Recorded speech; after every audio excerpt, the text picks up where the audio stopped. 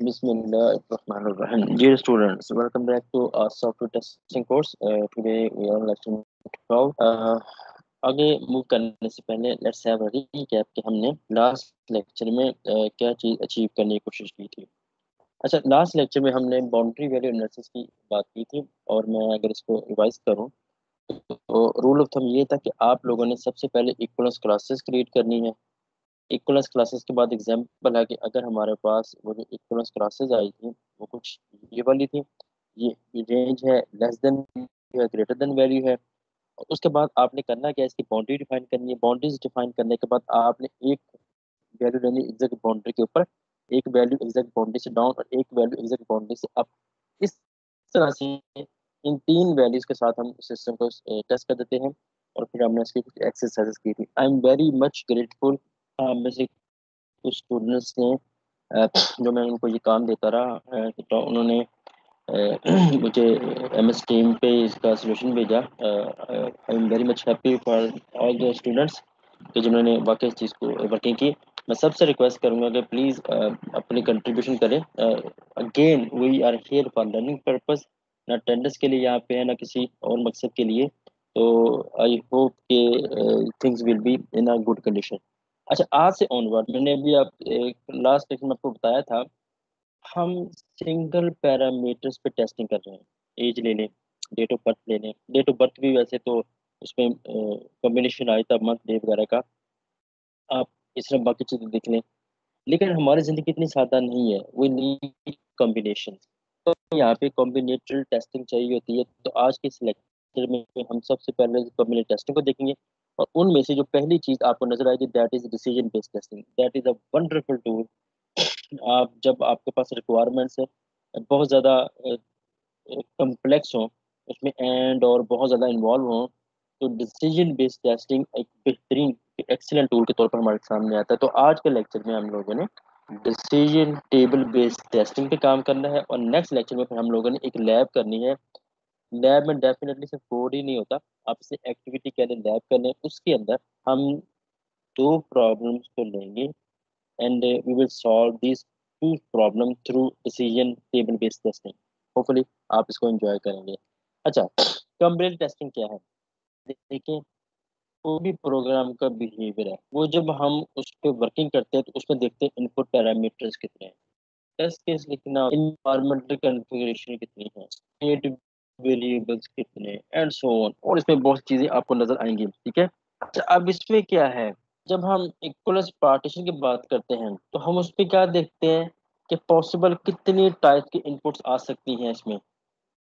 जैसे अभी लास्ट में एग्जांपल की है, लेकिन अगर वो फैक्टर जैसे आप यहाँ पे देख सकते हैं वो फैक्टर 3 है, अगर वो फैक्टर 2 और मोर देन 2 आ गया तो हमें वहां पे तो कॉम्बिनेशन चाहिए। तो फिर अगर हम उन तमाम कॉम्बिनेशन को देखना शुरू कर दें तो ये इम्प्रैक्टिकल सा प्रॉब्लम बन जाएगा कि हाउ इज इट पॉसिबल कि मैं हर एक का कॉम्बिनेशन हर एक के साथ देखना शुरू करूं। ठीक है, जैसे आप सेट के साथ करते हैं। ठीक है। अच्छा, तो अब इसमें क्या करें, इसके लिए फिर हमें कुछ टेक्निक चाहिए। अच्छा, चलिए एग्जांपल देख लें। आप ऐसा करें, कंट्रोल डी प्रेस करें, माइक्रोसॉफ्ट ऑफिस पे कर लें। अच्छा, उसमें आप जरा गौर कीजिएगा कि कॉम्बिनेशन टेस्ट करना है। फर्ज करें फाउंड का हमने यहाँ पे जरा गौर कीजिए, जो फॉन्ट है, फॉन्ट में जाके जो फॉन्ट का टैब है सिर्फ इसको टेस्ट करना है हमने। तो एक फॉन्ट का कॉम्बिनेशन टेस्ट करने के लिए सबसे पहले हमें फॉन्ट चाहिए, फॉन्ट का स्टाइल चाहिए, फॉन्ट का साइज चाहिए, फॉन्ट का colour, underline style, underline colour. अब आप देखिए यहाँ पे 1 2 3 4 5 6 सिक्स तो मिनिमम वैल्यूज है। इसके साथ देखें 7 8 9 10 11 12 13, तो वी नीड अ 13। अब आप यहाँ पे देख सकते हैं कि हमारे पास 13 कॉम्बिनेशन हैं। इट इज ऑलमोस्ट इम्पॉसिबल सिर्फ एक फॉन्ट की रिक्वायरमेंट को टेस्ट करना, अगर हम उस तरह से तमाम कॉम्बिनेशन को देखना शुरू कर दें। अगर हम कॉम्बिनेशन में ना जाएं तो फिर क्या होगा, अगर हम इक्वलेंस क्लास वगैरह की बात करें तो एक वक्त में फॉन्ट टेस्ट होगा या फॉन्ट स्टाइल टेस्ट होगा या साइज टेस्ट होगा या फॉन्ट कलर टेस्ट होगा एंड सो ऑन। तो हम क्या करें, मैंने आपको यही कहा था कि जो सॉफ्टवेयर टेस्टिंग में आपको बहुत से प्रॉब्लम ऐसे नजर आते हैं कि जहाँ पे जो टेस्टर है वो उनके लिए चैलेंजेस आता है। अच्छा, अब जब हम कॉम्बिनेटरी टेस्टिंग की बात करते हैं तो हमारे पास इसके कई टाइप्स हैं, लेकिन मैंने यहाँ पर जो लिखने की कोशिश की, डिसीजन बेस्ड टेस्टिंग है, क्रॉस ग्राफ टेस्टिंग है, पेयर वाइज टेस्टिंग है। इसमें जो क्रॉस ग्राफ टेस्टिंग है, इंशाल्लाह ये हम सॉल्व करेंगे जब हम सिस्टम टेस्टिंग की बात करेंगे। जो बाकी हमारे पास जो बाकी दो हैं, जो इसमें बाकी दो हैं, उसमें से डिसीजन बेस्ड टेस्टिंग है और पेयर वाइज टेस्टिंग है। ये इंशाल्लाह हम ब्लैक बॉक्स में कवर करेंगे। ठीक है, तो आज का जो हमारा लेक्चर है वो डिसीजन बेस्ड टेस्टिंग के ऊपर है। होपफुली आप इसको बड़ी आसानी से समझ चुके होंगे। अच्छा जी, डिसीजन बेस्ड टेस्टिंग है क्या? जब हम सॉफ्टवेयर डेवलप करते हैं तो सॉफ्टवेयर के अंदर आते हैं बिजनेस रूल्स। अब वो बिजनेस रूल्स क्या होते हैं? बिजनेस रूल्स कहते हैं कि जो वो बिजनेस हो रहा है, जो वो ऑर्गेनाइजेशन वर्किंग कर रही है, उन्होंने कुछ रूल डिफाइन किए। एग्जाम्पल है नेशनल टेक्सटाइल यूनिवर्सिटी, एग्जाम्पल दे रहा हूँ। तो उन्होंने रूल डिफाइन किया है कि if you want to get admission here in undergraduate program in computer science and software engineering and information technology, you need to have a degree with metric, second intermediate, third you need to have mathematics, fourth you need to have GAT test। अच्छा, अब हम क्या करेंगे कि ये है these are the business rules. अब इसमें बिजनेस रूल्स में कुछ इसकी परसेंटेज आ जाएगी, वो अलग है। अच्छा, अब इस मामले में अगर ये सब चीजें आपके पास होंगी तब ही आप एडमिशन के लिए अप्लाई कर सकते हैं। ये है एंड ऑपरेटर इन सब के बीच में। सपोज वो कहते हैं कि मैथ ऑप्शनल है, अगर है तब भी ठीक है, नहीं है तो फिर आपको यहाँ पे जीरो सेमेस्टर करवा देंगे। तो इस मामले में मैट्रिक, इंटर में बाकी और है और गैट में एंड है। अच्छा, फर्ज करें इसमें फर्दर वो आ जाए कि इससे कुछ क्या होगा, तो इस मामले में क्या होगा तो फर्दर फर्ज करें वो कहते हैं गैट अगर है ठीक है, वरना हम अपना टेस्ट ले लेंगे, तो इस मामले में फिर और आ जाएगा। These are the business rules. Example है, दूसरी एग्जाम्पल कर लें। आप कहते हैं कि if you want to be a faculty member in National Textile University you must have minimum MPhil level degree. ठीक है, दिस इज बिजनेस रूल। और भी बहुत से बिजनेस रूल्स हैं जो वहाँ पे चलते हैं। तो इस किस्म के बिजनेस रूल्स में आप देख सकते हैं कि हम हमें बहुत सारे एंड और नॉट, इस किस्म की चीजें आ रही है। एग्जांपल है, आप कहते हैं कि अगर आपने गवर्नमेंट ऑफ पाकिस्तान की जॉब करनी है, you you must not have जिसको हम कहते हैं third division in entire career. तो अब वहाँ पे नॉट आ जाएगा थर्ड डिवीजन के ऊपर। ठीक है, तो इस किस्म की हमारे पास बहुत सी बिजनेस रूल्स आते हैं। तो अब इनके अगेंस्ट में हमें क्या करना होगा? हमें जनाब ये करना होगा कि इस सारों का कॉम्बिनेशन टेस्ट करना है जिस सी को उसमें आया। तो जब कम्प्लेक्स बिजनेस रूल्स हो तो हमारे लिए एक बेहतरीन ऑप्शन होती है डिसीजन टेबल बेस्ड टेस्टिंग। ठीक है, that is a wonderful option. और यहीं से फिर हम टेस्ट केसेस क्रिएट कर लेते हैं। वेरी सिंपल है, इंशाल्लाह मैं आपको सब स्टेप बाय स्टेप करके दिखाता हूँ। अच्छा, बेसिकली है क्या? ये एक किस्म का ट्रूथ टेबल होता है जो कि इनपुट्स के बीच में लॉजिकल रिलेशनशिप्स क्रिएट करता है। और यहाँ से हमें दो चीजें मिलती हैं इन कॉम्बिनेशन से। नंबर एक, कॉम्बिनेशन में कंप्लीटनेस मिलती है और नंबर दो, कंसिस्टेंसी मिलती है। अब कंप्लीटनेस का मतलब क्या है? फर्ज करें कंप्लीटनेस क्या है? कंप्लीटनेस ये कहती है कि a system should shut down automatically at 9। ये एक कंप्यूटर जो है, एक सर्वर जो है, वो 9 बजे ऑटोमेटिकली बंद हो जाना चाहिए। अब इसमें कंप्लीटनेस नहीं है। कैसे? आपने कह दिया सिस्टम को बंद हो जाना चाहिए 9 बजे, अब 9 AM है PM है, ये तो आपने बताया नहीं। That is a problem. अगर हम इसको बता दें कि सुबह के 9 बजे पाकिस्तान टाइम के मुताबिक वेब सर्वर को ऑटोमेटिकली शट डाउन हो जाना चाहिए, दैट इज कंप्लीटनेस। अच्छा, अब कंसिस्टेंसी क्या है? कंसिस्टेंसी कहती कहती है कि एक रिक्वायरमेंट दूसरी रिक्वायरमेंट को सपोर्ट करती है। ठीक है, आप कहते हैं कि अगर रिक्वायरमेंट 1 क्लियर है तो रिक्वायरमेंट 2 की तरफ जाएंगे, रिक्वायरमेंट 2 क्लियर, रिक्वायरमेंट 3 की तरफ जाएंगे। दीज आर कंसिस्टेंसी, एक रिक्वायरमेंट दूसरे को सपोर्ट कर रही है। अच्छा, अब इसमें इंपॉर्टेंट बात क्या है कि आप इसमें जो कंडीशन है वो एन नंबर ऑफ वैल्यू हो सकती है। ठीक है, अब हमें यहाँ पे क्या क्या चीजें चाहिए? अब अब कौन बहुत से ऐसे टूल अवेलेबल हैं जिसको आप इनपुट प्रोवाइड करें। इनपुट्स कौन सी? अभी मैं आपको बताता हूँ इनपुट्स कैसे कहते हैं, आउटपुट कैसे कहते हैं, टेस्ट कैसे कहते हैं। तो वो क्या करेगा, इसका कोड जनरेट कर देता है। बहुत से टूल अवेलेबल हैं। ठीक है, अब आप यहाँ पे देखें, ये हमने रिक्वायरमेंट टेस्ट करनी है। अब ये रिक्वायरमेंट कहती है कि अब इफ C1 एंड C2 और C3 अगर ये कॉम्बिनेशन होगा, तब ही हम आपको प्रोडक्ट A1 की तरफ लेके जाएंगे। अब देखिए A1 यहाँ पे क्या है, A1 यहाँ पे जी एक्शन, C1 C2 C3 है इनपुट्स कंडीशंस। तो इस तरह से मैं इस बाकी चीजें डिटेल में बताता हूँ, ठीक है। अब कंडीशंस क्या है, वो तमाम फैक्टर्स जिन पे बेस करते हुए हम डिसीजंस लेंगे। इनपुट्स क्या है, कंडीशंस क्या है, वो तमाम इनपुट्स जिन पे डिपेंड करते हुए हम डिसीजन लेंगे। एग्जांपल है, अभी मैंने बात की थी एंट्री में एडमिशन की, तो उसमें matric, intermediate, your GATE marks and mathematics, these are inputs. तो these are called conditions. Actions क्या है, एक्शन ये है कि जो इन कंडीशंस पे बेस करते हुए जो आपने डिसीजन लेना है। एग्जांपल है, आपको एडमिशन देना कि नहीं देना, दीज आर एक्शंस, ठीक है। तो इनपुट्स होगी आपकी कंडीशंस, आउटपुट्स जो इसके अगेंस्ट में आएगा, ये हमारे पास आगे एक्शंस। अब कंडीशन से एक्शन पे मूव करने के लिए, कंडीशन से एक्शन पे मूव करने के लिए हमें कुछ रूल्स चाहिए। अब रूल आपसे क्या कहते हैं, रूल आपसे कहते हैं कि आपके इतने परसेंट मार्क्स मैट्रिक में होने चाहिए, इतने परसेंट आपके इंटर में होने चाहिए, इतने परसेंट मार्क्स आपके गेट में होने चाहिए। ये जो हम बता रहे हैं कि इतने परसेंट मार्क्स होने चाहिए, तो दीज आर रूल्स, ठीक है। अच्छा, जब भी हम कोई रूल का कॉम्बिनेशन टेस्ट कर लेंगे, एग्जांपल है, अगर आपके मैट्रिक के मार्क्स 70% है, 70% इंटर के मार्क्स से आपने मैथ भी पढ़ा हुआ है और आपके 80% मार्क्स गेट में हैं, आप एडमिशन के लिए अप्लाई कर सकते हैं, आपका एडमिशन हो जाएगा। तो वहां पे आपने एक्स लगा देना है। एक्स का मतलब है कि ये आउटपुट या ये एक्शन मीट हो जाएगा। कुछ लोग गुड लगाते हैं, लेकिन जो स्टैंडर्ड है वहां पे क्रॉस लगाते होते हैं। वो मैं इंशाल्लाह इसी को फॉलो करूंगा। होपफुली जी अब आपको सब चीज समझ आ गई है। अब क्वेश्चन ये है कि इनपुट को आपने लिखना कैसे है। इनपुट को लिखने के लिए इसको जरा गौर से समझ लें।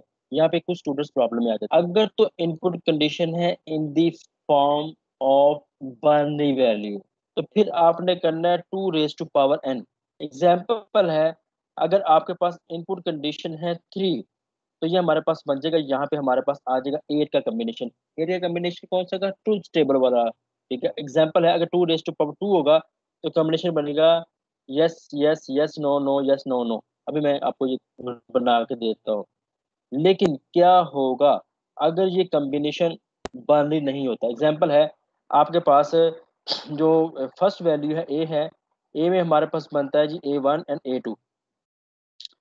फिर हमारे पास बनती है बी वैल्यू, उसमें बनता है हमारे पास B1 B2 एंड B3। और सी में हमारे पास बनती है जी C1 एंड C2। अब आप देखिए बाइनरी नहीं है, तो फिर क्या करेंगे, अब हमारे पास कॉम्बिनेशन आ गया यहाँ पे ए का, ए क्रॉस बी क्रॉस सी।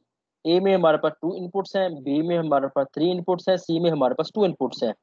तो ये बन जाएगा 12। तो यहाँ पे आपको 12 के साथ चलना होगा। होपफुली आप इस चीज को अंडरस्टैंड कर गए हैं।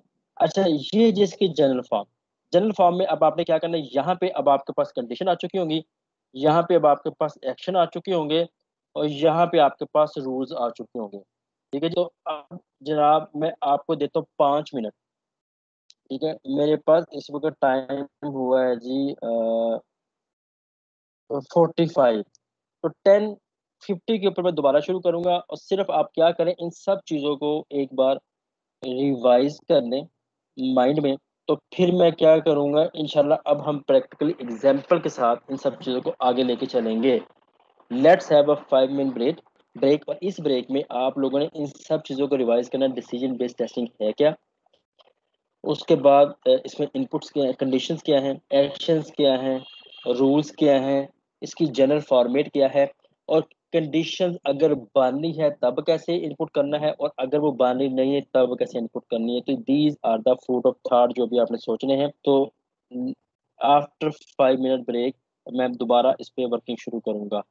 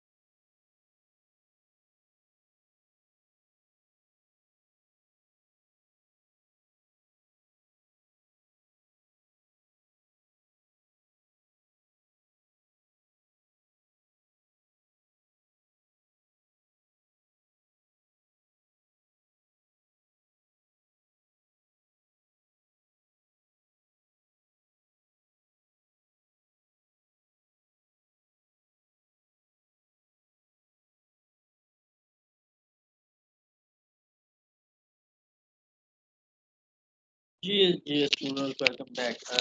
तो hopefully things will be clear. Move करते हैं जी हमारे टारगेट की तरफ। एक प्रॉब्लम मैं आपके सामने लेके आता हूँ और इस प्रॉब्लम को फिर हम सॉल्व करने की कोशिश करते हैं थ्रू डिसीजन बेस्ड टेस्टिंग। अच्छा जी, अब वो प्रॉब्लम है क्या, इसको देखने की कोशिश कीजिएगा। हमारे पास एक फर्ज के लिए यूरेनियम है या कोई ऐसा केमिकल है, उसका एक सिस्टम है, केमिकल ट्रैकिंग सिस्टम कह लें या मैनेजमेंट कह लें या सॉफ्टवेयर कह लें। अच्छा, अब इसमें रूल ऑफ थंब है क्या, जब आपने इसको अंडरस्टैंड करना है तो यहाँ से आपने ड्राइव करनी है इनपुट्स, जिसको हम कहेंगे जी हमारे पास कंडीशन, यहीं से हमने ड्राइव करना है एक्शंस यानी कि आउटपुट्स, और यहीं से हमने ड्राइव करने हैं rules. We need to drive all these three things from here. तो सबसे पहले वो क्या कर रहा है, केमिकल ट्रैकिंग सिस्टम में आप डिमांड कर रहे हैं किसी केमिकल की। अब इसका एक्शन क्या है, या तो वो आपको केमिकल ग्रांट कर दिया जाएगा या तो वो आपको केमिकल रिजेक्ट कर दिया जाएगा। मतलब या तो वो केमिकल आपको दे दिया जाएगा वरना नहीं दिया जाएगा। तो अब इसकी कुछ कंडीशंस हैं। We need to test, we need to check, we need to test the combination of all the combination of inputs. तो first input says whether the user is authorized. तो अगर आप चाहते हैं कि आपको केमिकल एलोकेट किया जाए तो सबसे पहले आपने ये देखना कि क्या जो जो डिमांड कर रहा है वो ऑथोराइज्ड है। तो मेरे ख्याल में यहाँ से सबसे पहली चीज आ जाएगी, दैट इज ऑथोराइजेशन। दूसरे नंबर पे क्या है, whether the chemical is available either in chemical stock room और फ्रॉम अ वेंडर। दूसरे नंबर पे आपने ये देखना कि क्या वो केमिकल अवेलेबल भी है कि नहीं। अब इसकी अवेलेबिलिटी दोनों में से जहां मर्जी हो, बेशक वो स्टॉक रूम में हो बेशक वेंडर के पास हो, दोनों सूरतों में in both conditions we say that chemical is available. और अगर इनमें से कोई एक भी कंडीशन हमारे पास नहीं फुलफिल होती, दोनों में से कोई, तो हम कहेंगे केमिकल अवेलेबल नहीं है। तो सबसे पहले अब इसका सीक्वेंस में उन्होंने बता दिया, ऑथोराइजेशन टेस्ट करनी है, ऑथोराइजेशन के बाद अवेलेबिलिटी टेस्ट करनी है, अवेलेबिलिटी के बाद वो कह रहा है कि whether the chemical is on the list of hazards chemical that require special training in safe handling. अब थर्ड नंबर पे आपने देखना है तो वो जो केमिकल आपने डिमांड किया वो हजर्ड केमिकल की लिस्ट में तो नहीं आता, जैसे यूरेनियम है और ऐसी इसकी कुछ चीजें हैं। अगर तो ऐसा है, अगर तो वो केमिकल इस लिस्ट में इंक्लूडेड है जिसको हम हजर्ड्स की लिस्ट कहते हैं, तो फिर आपको क्या करना पड़ेगा, उस सूरत में आपको ट्रेनिंग चाहिए कि उसको कैसे सेफली हैंडलिंग करना है। ठीक है, अगर ये जो थर्ड कंडीशन अगर आपके पास ट्रू में आती है, तब ही हम फोर्थ कंडीशन पे जाएंगे कि whether the user has trained in handling the hazards या केमिकल। अब यहाँ पे हमारे पास फोर्थ थिंग आ जाएगी, that is chemical training. Sorry, अब जरा यहाँ से आप देख सकते हैं, जो पहली कंडीशन है, जो पहली इनपुट है, जो पहली कंडीशन कहती है कि यूजर की ऑथराइजेशन है केमिकल के लिए। एग्जाम्पल है वो, जैसे सिंपल एक एम्प्लॉय है, गार्डनर है और केमिकल डिमांड कर सकते हैं, नो। दूसरे नंबर पे है कि क्या वो केमिकल अवेलेबल है कि नहीं है। ठीक है, थर्ड नंबर पे है कि केमिकल जो उसने डिमांड किया वो हैजर्ड्स की लिस्ट में तो नहीं है, अगर है तो क्या उसने ट्रेनिंग की हुई कि नहीं की हुई। अब मैं ज़रा इनको ब्लू करूंगा ताकि हमारे पास जो इनपुट्स की कंडीशन है थोड़ी सी ये हाईलाइट हो जाए। तो आप देख सकते हैं जो हमने यहाँ पे काम किया था, नंबर एक ट्रेनिंग ऑथराइजेशन, नंबर दो availability, number third hazards, if yes that's training, then training. ठीक हो गया।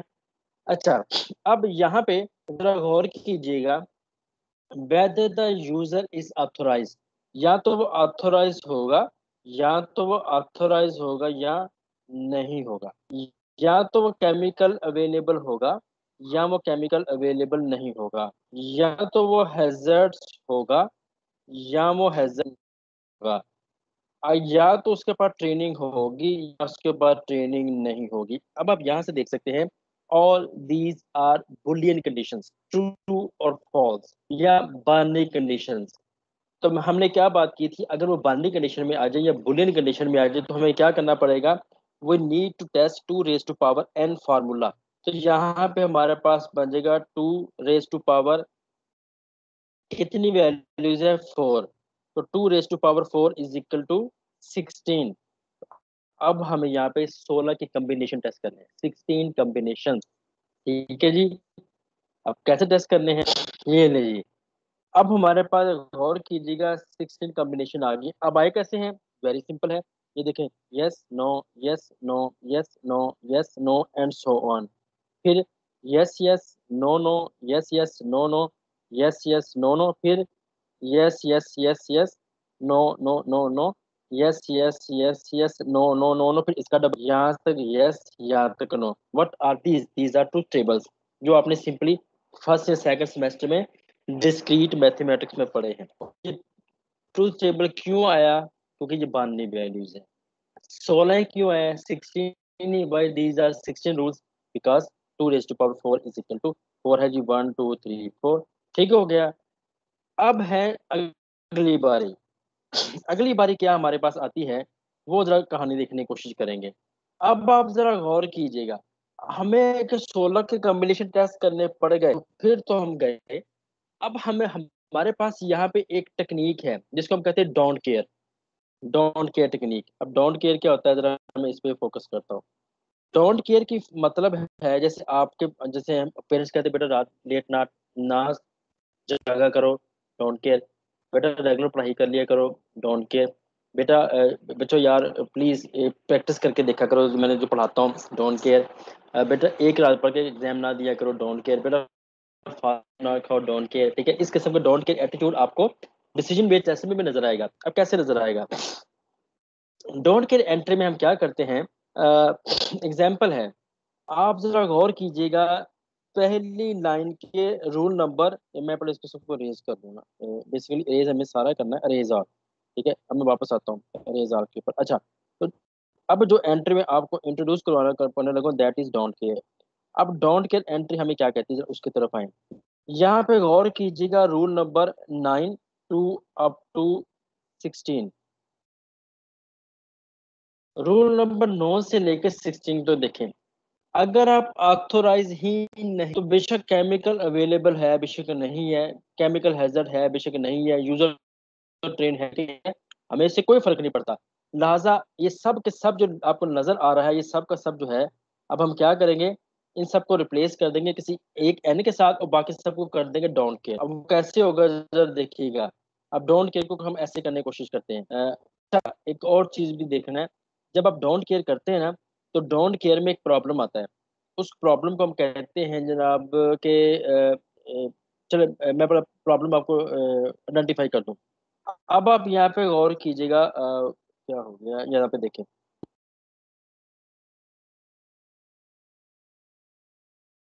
अच्छा, इन पे गौर कीजिएगा एक्शन 3 के ऊपर।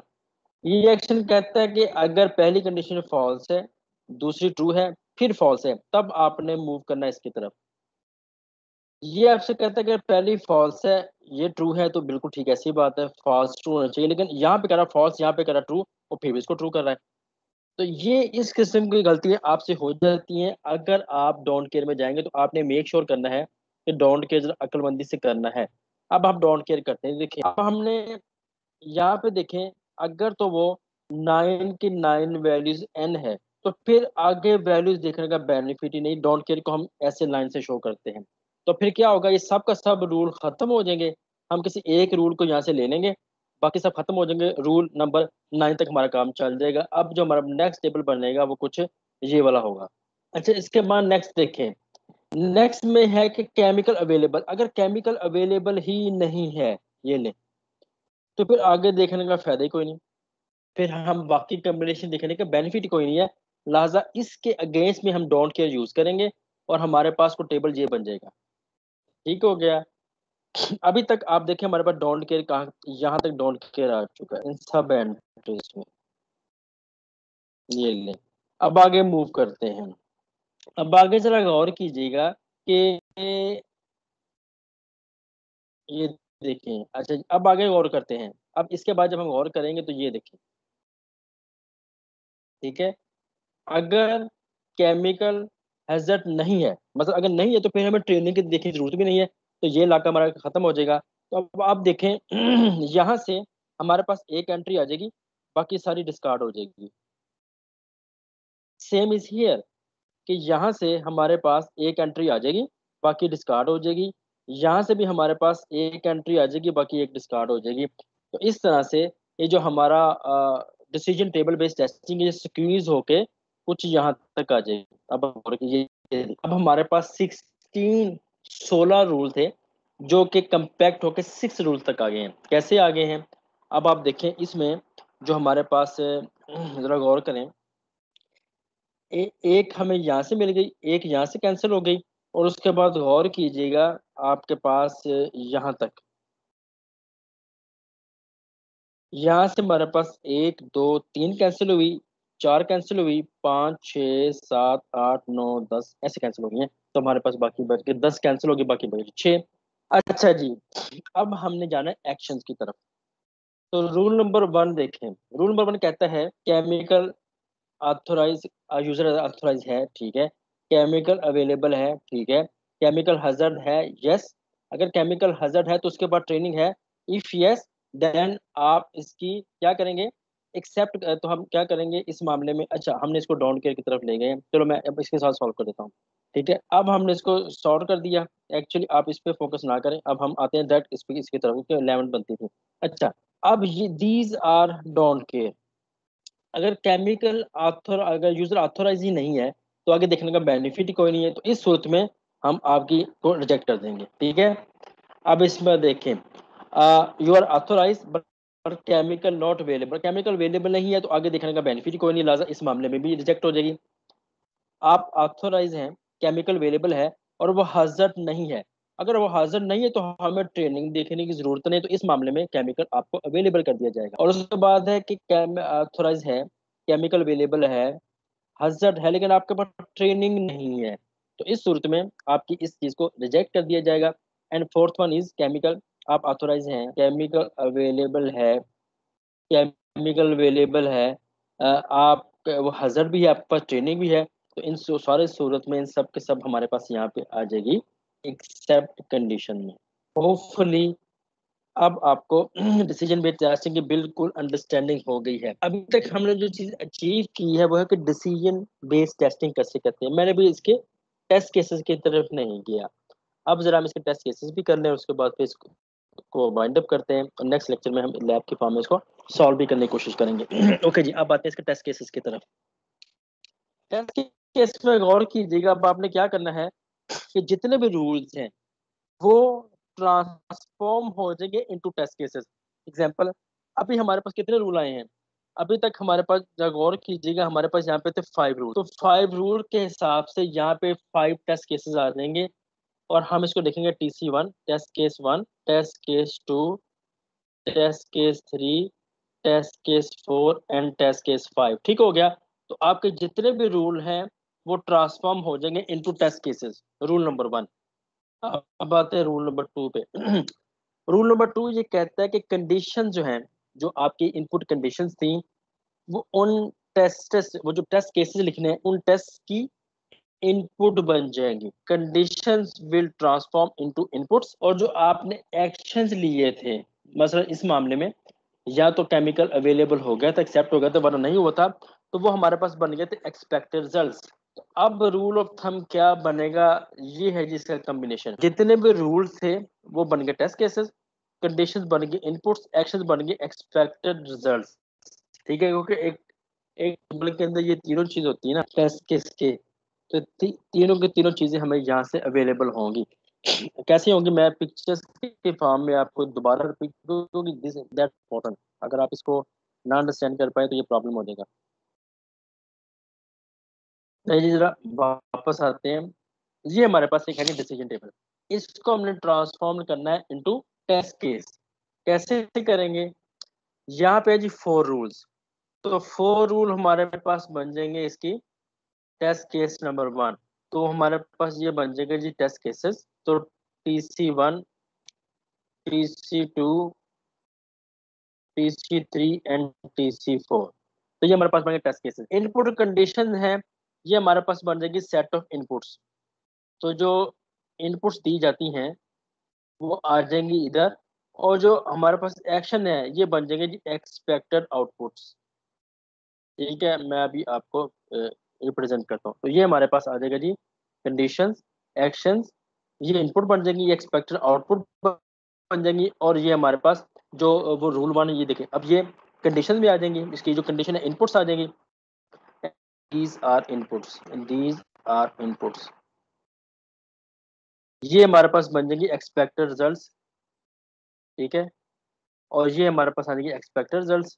अच्छा, उसके बाद नेक्स्ट हमारे पास आ जाएगा वो जो ऊपर रूल लिखे हैं। ठीक है, वो जो ऊपर रूल लिखे हैं वो सिंपली हमारे पास, ये जो रूल लिखे हैं ये हमारे पास आ जाएंगे in the form of TCs. Hopefully कि अब ये सब चीजें हैं हमारे पास आ चुकी हैं।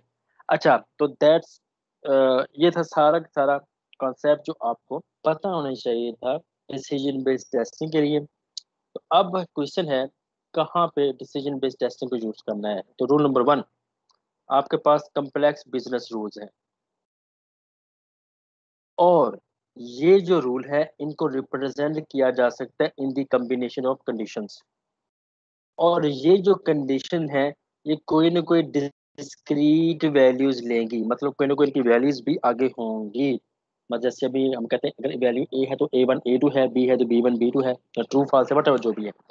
तो नंबर एक, complex business rule, business rules, business, ये जितने बिजनेस रूल्स हैं इनको हम कॉम्बिनेशन से रिप्रेजेंट कर सकें, और वो जो कॉम्बिनेशन वो डिस्क्रीट हो। इन जगह के ऊपर जनाब हम यूज करते हैं डिसीजन बेस्ड टेस्टिंग। तो कुछ गाइडलाइंस हैं, तो गाइडलाइन मैं उम्मीद करूंगा आप अपने भी आप इसको पढ़ सकते हैं, क्योंकि वो खतरनाक चीज़ नहीं है। वो जो गाइडलाइन होनी चाहिए थी मैंने आपसे डिस्कस कर दी है। लेकिन एक इम्पोर्टेंट बात ये है कि जो डिसीजन टेबल है इसकी एक लिमिटेशन पता क्या है, आप इसको आसानी के साथ स्केल अप नहीं कर सकते, बड़े आसानी के साथ, ये बहुत अच्छे तरीके से स्केल अप क्या होता है कि देखें ये हमारे पास सर्वर्स हैं, जैसे यूट्यूब है, यूट्यूब का जो सर्वर है एक्सपेक्ट किया जाता है कि उसके ऊपर डेली की 50,000 वीडियोस अपलोड होती हैं। ठीक है, तो 50,000 वीडियो अगर 100 MB की भी हो, तो आप देखिए कितनी जीबी डेटा डेली चाहिए। तो अब इतना जीबी डेटा वो डेली कहाँ से लेके आते होंगे, तो दैट स्केल अप। तो वो ये नहीं करते कि 1 घंटे के लिए मेंटेनेंस के लिए एक नई सर्वर अटैच करते हैं, नई हार्ड डिस्क अटैच करते हैं, ऐसा नहीं हो रहा होता। तो वो आसानी से स्केल अप है, आसानी के साथ उसको एक्सटेंड किया जा सकता है। हमारे लैपटॉप्स हैं, अगर फर्स्ट के इसमें 4 GB रैम है, आप लोग कहते हैं कि इसमें 4 GB रैम को मैंने 8 GB करना है, 16 GB करना है, तो दैट्स स्केल अप। आपके इसमें हार्ड ड्राइव जो है वो 250 GB की है, मुझे 1 TB की चाहिए, तो आप उसको रिप्लेस कर देंगे, that is scale up.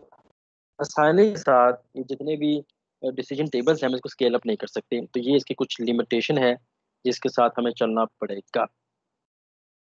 Okay जी, अब ये एक टास्क है, दो टास्क हैं आपके सामने। तो मैं थोड़ा सा इसको पढ़ के पढ़ाता हूँ, तो इसके बाद आपने इसको अपने बिहाफ पे एज अ होमवर्क करना है। मार्क्स, होमवर्क के मार्क्स नहीं होंगे, आपने अपने बिहाफ पे करके देखना है, जैसा for the sake of practice. तो जी, policy for charging customers for certain in flight services, if the flight is more than half full and ticket cost is more than 3,000, free meals are served unless it is domestic flight. The meals are charged on all domestic flights. मतलब domestic flights के लिए अगर ये सब चीज़ें हैं तो आपको चार्ज नहीं किया जाएगा, वरना जितने मील्स को चार्ज किया जाएगा। और दूसरे नंबर पे हम जो ई कॉमर्स है उसमें क्या है कि एक मेंबर को 10% डिस्काउंट मिलेगा अगर उसकी जो परचेज है वो 2,000 से है, वरना फिर लेस देन है। अगर 2,000 से अबव है तो 15% डिस्काउंट मिलेगा। अगर आपने SBI कार्ड यूज किया है तो वो फिर फेच करेगा 5% डिस्काउंट। फिर अब इसमें अमाउंट मेंशन, जो भी अमाउंट होगी उसमें 5% डिस्काउंट होगा।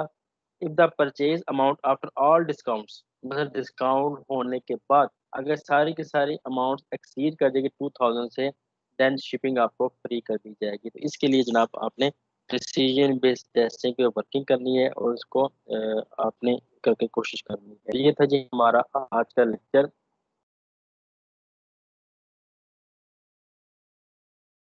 मैं उम्मीद करता हूँ नंबर एक आपको पता लग गया जी कॉम्बिनेटरिटी टेस्टिंग क्या होती है। इनपुट वेरिएबल का कॉम्बिनेशन टेस्ट करना हमारे पास यहाँ पे इम्पोर्टेंट है, हमने देखा। सेकंड नंबर पे हमने ये देखा कि डिसीजन बेस्ड यहाँ पे कॉम्प्लेक्स बिजनेस रूल आ जाते हैं, हमें उनको कॉम्बिनेशन टेस्ट करना पड़ता है, और वो कॉम्बिनेशन डिस्क्रीट वैल्यू को कैप्चर कर सकता है, तो फिर हम उसमें डिसीजन बेस्ड टेस्टिंग यूज करते हैं। इसके रूल के मुताबिक हम एक टेबल ड्रा करते हैं। उस टेबल पे आपको टॉप पे रूल्स नजर आते हैं, लेफ्ट पे आपको कंडीशंस नजर आती हैं। उन कंडीशन के अगेंस्ट में जो आपने एक्शंस लेने हैं वो नजर आती हैं। और जहाँ पे वो रूल मीट कर जाता है हम उसको क्रॉस के साथ रिप्रेजेंट कर देते हैं। अब वो कंडीशंस कैसे आइडेंटिफाई करें, कितनी होंगी?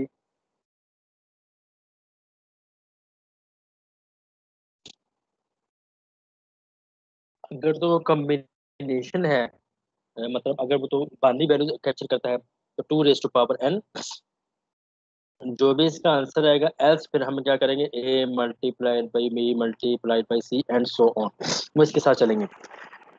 फिर हमने कुछ एग्जाम्पल करने की कोशिश की इसकी, जो केमिकल टेक्निक सिस्टम के साथ है। फिर इम्पोर्टेंट बात ये थी कि डिसीजन टेबल को कैसे कन्वर्ट करना है into test case. That is very very important. हम सॉफ्टवेयर टेस्टिंग पढ़ रहे हैं, ये ज़्यादा हमारे लिए इंपॉर्टेंट है। तो उसके लिए जनाब हमने क्या करना है, उसके लिए बच्चों हमने ये करना है कि जो हमारे पास जितने भी रूल्स थे, जितने भी रूल्स हमारे पास आए हैं वो सारे के सारे टेस्ट केसेस में कन्वर्ट हो जाएंगे, नंबर वन। नंबर टू, जितनी भी कंडीशंस थी, जो इनपुट्स थी, वो हमारे पास टेस्ट केस की इनपुट आ जाएगी। और जितने भी हमारे पास आउटपुट्स हैं जिसको हम एक्शंस कहते हैं, जितने भी हमारे पास एक्शंस हैं वो हमारे पास आ जाएंगे एक्सपेक्टेड आउटपुट।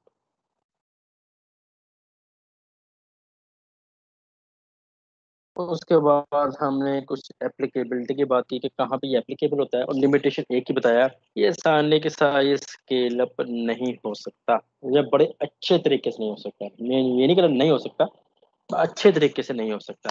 तो ये था जी हमारा आज का लेक्चर। अगर आपके माइंड में अब कुछ क्वेश्चन है, यू आर वार्मली वेलकम। और अगर नहीं है तो अ, अगर फिर भी माइंड में आ जाएगा तो माइक्रोसॉफ्ट टीम के ऊपर प्लीज आप इसको अपडेट कर दीजिएगा। I am here to guide you people. तो that's our today's lecture. Hopefully things will be clear. अगर नहीं क्लियर तो जनाब I am available for you guys किसी भी सूरत में। तो प्लीज़ जो मैंने आपको होमवर्क टास्क देता हूँ इसको करके देखा करिएगा। मकसद दोबारा बार बार बता रहा हूँ कि आप लोगों को लर्निंग करवाना मकसद है, ठीक है जी। तो जी, है क्वेश्चन किसी का?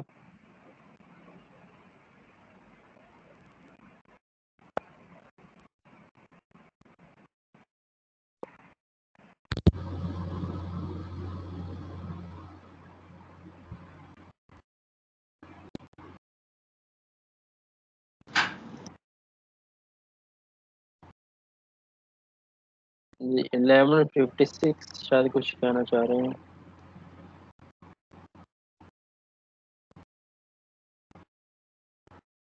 ओके, नहीं वैसे ही हो।